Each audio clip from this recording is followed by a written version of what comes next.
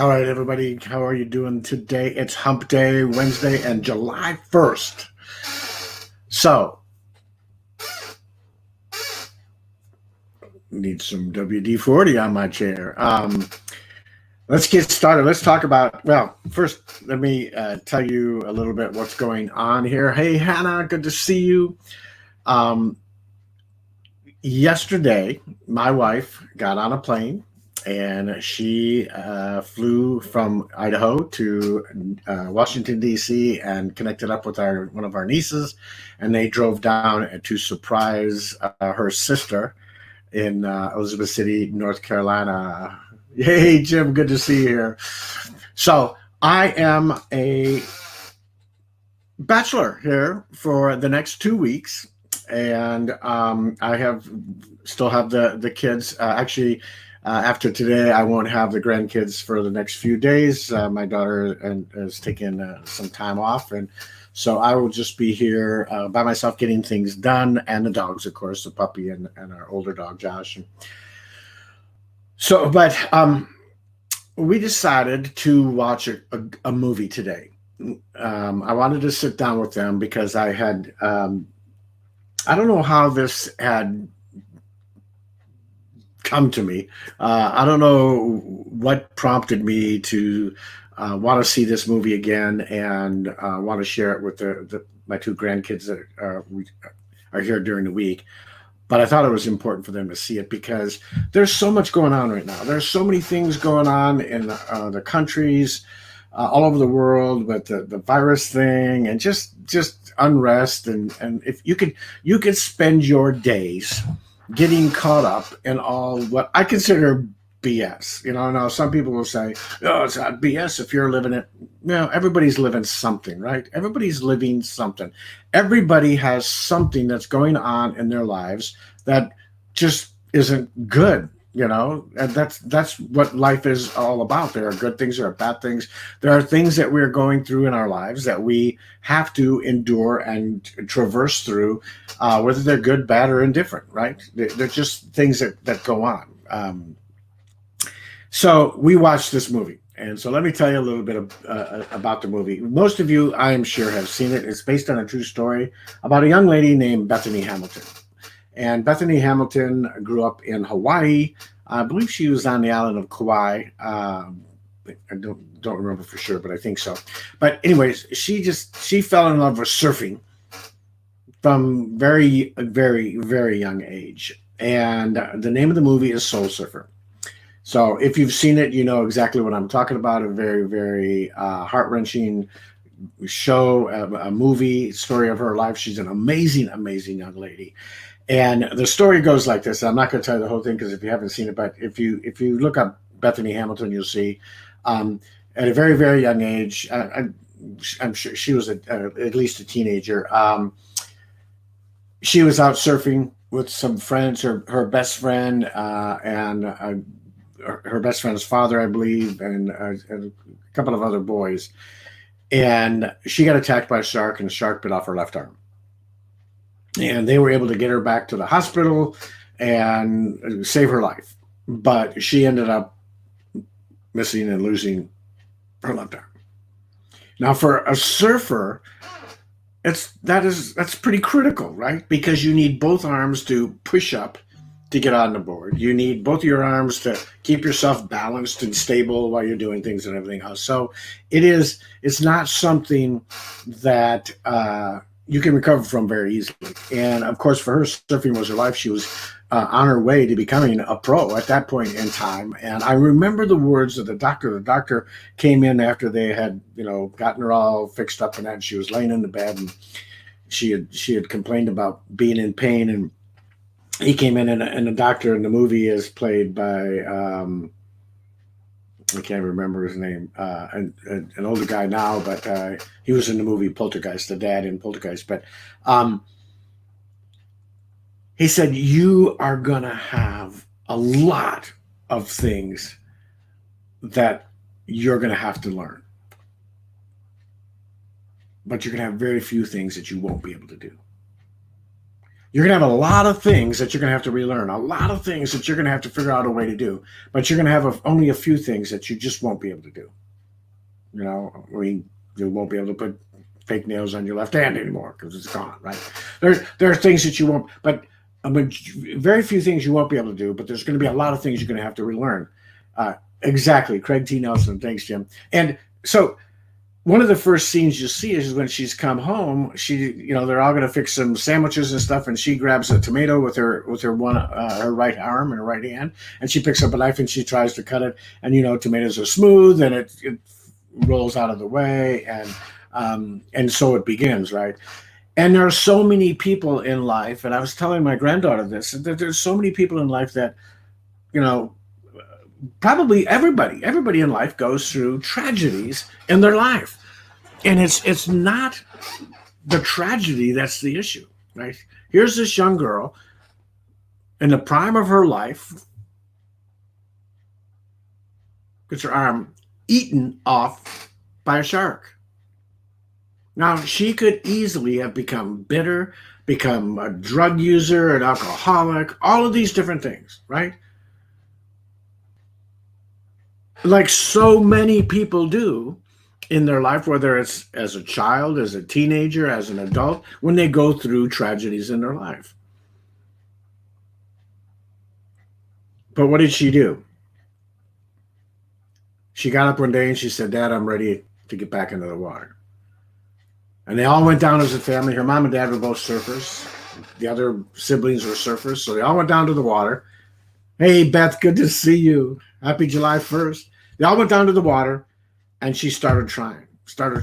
And she was having a hard time. She couldn't get her arm positioned right to push herself up, because every time it was off by a little bit, the board would flip. And there's all kind. If you've never been surfing before, and I was stationed in Hawaii for 3 years and was out in the water all the time. So, hey, Cheryl, good to see you. So there's all, when you're pushing up, whether you're on a boogie board, whether you're on a surfboard, when you're trying to push yourself up to stand up, and you've got to do it relatively quickly to snap your into position.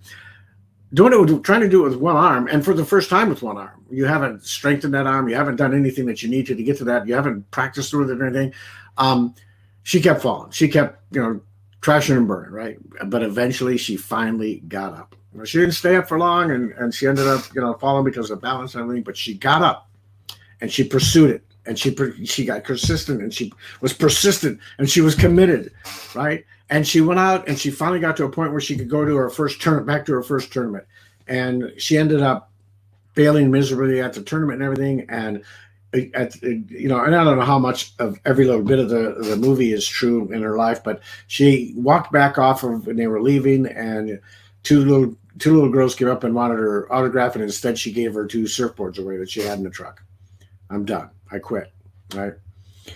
And the next thing she ends up doing is going to Phuket, Thailand. They had just suffered a big tsunami and destroyed a village there, and it was horrendous. And she went there, one-armed, right, to help out. And the Christian leader that is working with her in the church that she's in is played by Carrie Underwood. And they go to this city, this little town, this little village, and she's just heartbroken. She's devastated at what's happened to him. And you can see the things starting to go on in her head. It's like, wow, I've been sitting back with self-pity about me and what happened to me, but look at these people. Look what's their whole lives are destroyed. They've lost everything. And she catches on, she connects up with this little boy who's afraid to go into the water. Well, hasn't talked since he's lost everything. He's just a, like 3 or 4 year old little boy. And he hasn't talked. He hasn't really had anything other than just sit in one spot and so forth. And she connects with him, and she grabs a surfboard, because there's a lot of surfing there in that area of Thailand, and that they're on some good water. And so she grabs a surfboard and she tries to convince him to come out with her. And she finally goes back, grabs his hand, walks out with him, and he gets in the water, And all of a sudden, everybody starts getting in the water and everybody starts joining in and realizing that no matter what has happened, what's gone on, they still have each other. They can still make something good out of this. They can still change something. So something in her life, and she said in the movie, and I don't know again how much is really true. My guess is she was consulting on the movie, but she said, I finally discovered that surfing wasn't everything. Surfing wasn't the most important thing. It was people and impacting lives. She took herself out of the focus and put everybody else in the focus. So she came back and said, I'm ready. I'm ready to compete again. And ended up going on to be one of the top rated surfers in the world. She has impacted so many lives, because she's pushed through what so many people would call a tragedy, what so many people would have broken down and become, like addicts or angry and bitter, and, but she took it to something and made it something amazing. I was excited about, especially my granddaughter, because she's going to be 10 here this month, and she gets this, and she had remember seeing, they had watched Dolphin Tale 2 or something, and the real Bethany Hamilton made an appearance in the movie and stuff, and she said, yeah, I remember her now, I've been wanting to see this movie, and she wants to watch it again. But at 10 years old, Emma even has times when she thinks, oh, this is so terrible. Things go on in her life, and it's just, it's terrible. I don't have the right clothes or the shoes or, whatever it might be. And I know that in my life, I've had times in my life where I've just thought, man, nobody's ever gone through what I'm going through. Right.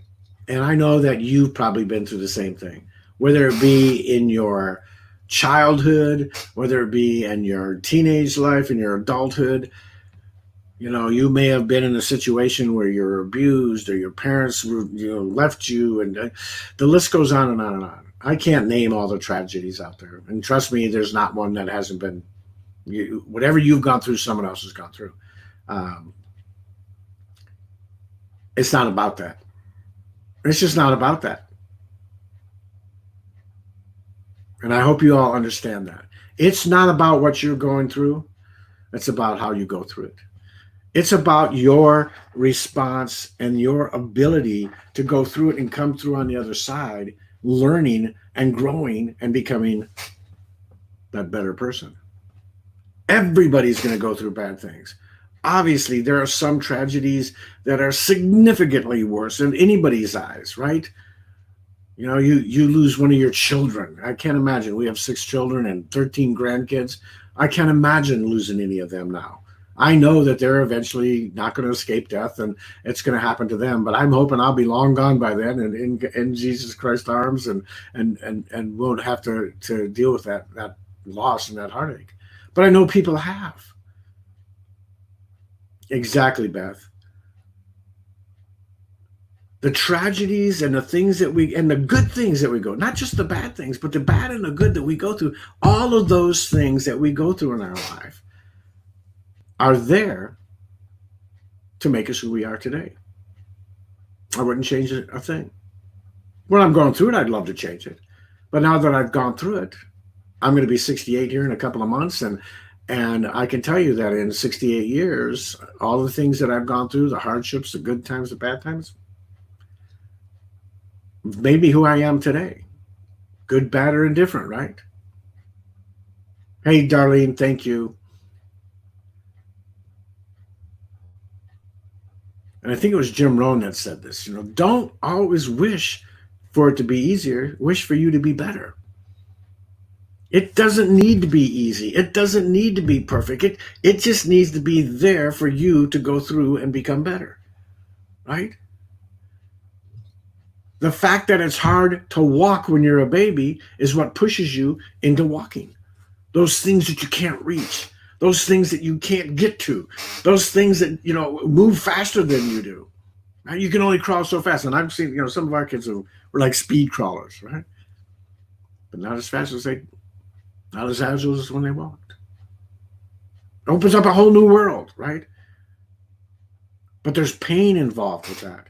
First time you get up, you fall. How many of your kids have fallen and hitting their head on coffee tables or on chests or on cabinets or whatever, in the process of going from crawling to walking, right? And how many of your kids, when they first roll over, now they've gone from being stationary and just laying on their back and everything, now they're rolling over. But in the process of doing that and going from rolling over to crawling, they ended up, crawling over something or getting into something they shouldn't, that they got hurt at, grabbing something that was hot, pulling some plug out maybe, on and on and on. Growth causes some pain, right? But here's such a and I can't remember his name now, but there's a young man that has no arms and no legs. I think he was born that way and everything. And he's an amazing motivational speaker and does all kinds of things. And I was telling the kids about him, and it's like, okay, what would you do? So there's two sides of this coin, and I'll end with this. I didn't want to stay on long today. This is not my normal time, obviously, but there are two sides to the coin, right? The one side of the coin is bad things happen to you, and you learn life's lessons from that, and you move on. You become better and better and better every time you go through these things, whether they're good and bad. Okay. The other side of that coin is these things that happen to you, that happen to everybody, end up devastating you, end up taking you down a path that is life-threatening, is self-destructive, is a path of destruction and a path of yes, Jeff, thank you, Nick Vujicic. I've got his book, incredible, right? Those are the people, and in your life, I'm sure, have people like that in your life, right? You have people in your life that have overcome what would be considered insurmountable odds and come out on the other side just amazing people. Maybe not, that person that is, a superstar in the public's eyes and everything else, but certainly a superstar in your eyes. Thank you, Jem. It's we look at this, and it always comes down to one thing: the choices that we make. So if right now, whether I know, for me, network marketing, home-based business is usually what my topics are and everything else. Yes, Beth, thank you. That's what I love about these. Alexandra, so good to see you. And it's late over there, or later.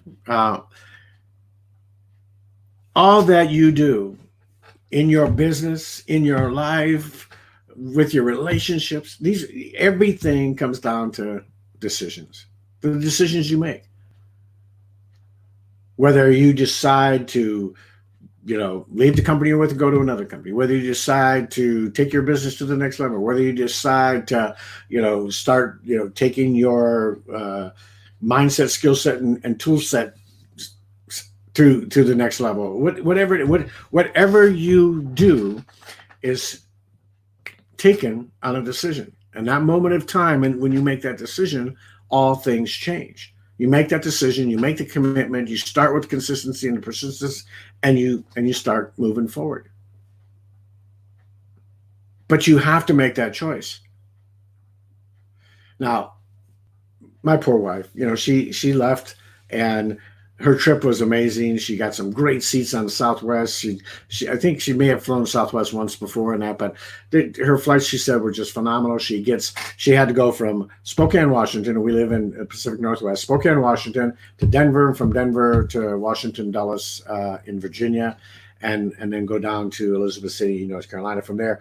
And she gets into Washington Dulles and finds out that they checked her luggage in Denver, but they forgot to put it on the plane. So here she gets her medicine is in there, her clothes, her bathing suit, uh, charging cords, all of that stuff are all in her luggage. And she gets there, and it's like, okay. So the first thing they want to do is, and we love Southwest. Southwest is a great airline. They made a mistake, right? But the first thing they want to do is give her like $100 certificate or something like that. If she'll drive back the next day, a 3 or 4 hour drive from Elizabeth City, North Carolina, back up to Virginia, up to Dulles Airport, and pick it up. And she's like, "No, I'm on vacation. You guys can deliver it to me, and please, you know." So they were supposed to get it to her today. Well, then when she checked in, they said, "Well, it's not going to get to Washington Dulles until 4 o'clock, and they'll overnight it. It may get there today, but most likely it'll get there tomorrow." And unfortunately, the weather is beautiful. She doesn't have a suit. They went out trying to look for them, and it's like all the suits in her size are gone, and all of these things, are frustrating for her. And I know that that's very, very frustrating. But the reality is that at the end of the day, how she responds and handles that, which is very, very good, will make the difference in it becoming a bad thing on her vacation or just a thing that happened, right? Because her stuff will show up tomorrow, and all is forgiven, and everything will move on. And she's there with her. She surprised her sister and her brother-in-law, and they just broke down in tears. They were shocked, right? So it's all a good thing. But again, it's a choice. It's a choice on how you respond, how you act, how you handle all these things. It's not a decision of it not happening. No matter what you do in your life, things are going to happen to you that are unfavorable, are bad, are just not good, right? Whether they happen to you as a child when you have no control over it, or they happen to you as an adult when you have no control over it, or they, happen to you when you're old and you have no control over it, right? They're just things that are going to happen. I was taught at a very young age, and I praise God for that, the thinking of, it's not that it happened to you, it's what are you going to do now? What are you going to do now? Right? What are you going to do now? It's happened. Your business is having a slump, and it's going down, and you can't figure out what's going on. What are you going to do now? You're going to sit back and whine about it? Oh, woe is me? Or are you going to make a decision to do something to change that? What are you going to do now? This, if you haven't seen it, the movie's called Soul Surfer. Soul Surfer. It's about a young lady, Bethany Hamilton. She now is married, has kids. I think she's a speaker. If not, she should be. But she may have even written a book. I don't know all the details about her.